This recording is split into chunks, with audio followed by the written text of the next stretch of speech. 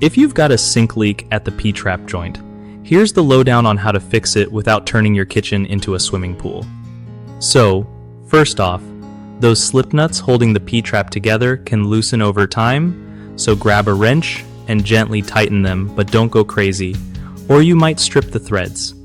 If tightening doesn't do the trick, check the washers inside the joints. They're like tiny rubber seals that stop leaks but can wear out or get squished. Replacing those washers is usually super easy. Just pop off the joint, swap the old washer for a new one that fits right, and retighten.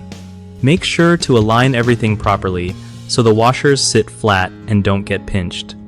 Also, if your P-trap is really old or rusted, it might be worth swapping it out entirely to avoid headaches later.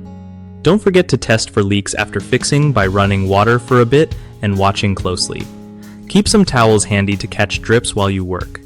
It's a messy job, but not impossible. One of the biggest mistakes folks make with P-trap leaks is over-tightening the slip nuts, which can crack the pipes or strip threads, so just snug them up enough to stop leaks. Another common issue is ignoring worn-out washers. If these seals are old or damaged, no amount of tightening will help, so swapping them out is key. Lastly, some people don't line up the pipes correctly when reassembling, causing uneven pressure on washers and leaks. Take your time making sure everything is straight and seated properly before tightening. Fixing these three things usually sorts most leaks around the P-trap joint and saves a lot of hassle down the road. BigHomeProjects.com is your go-to spot for connecting with reliable local contractors who know their stuff and won't leave you hanging. Whether you're fixing leaks or planning bigger home projects, they make it easy to find pros you can trust and help contractors get steady work too.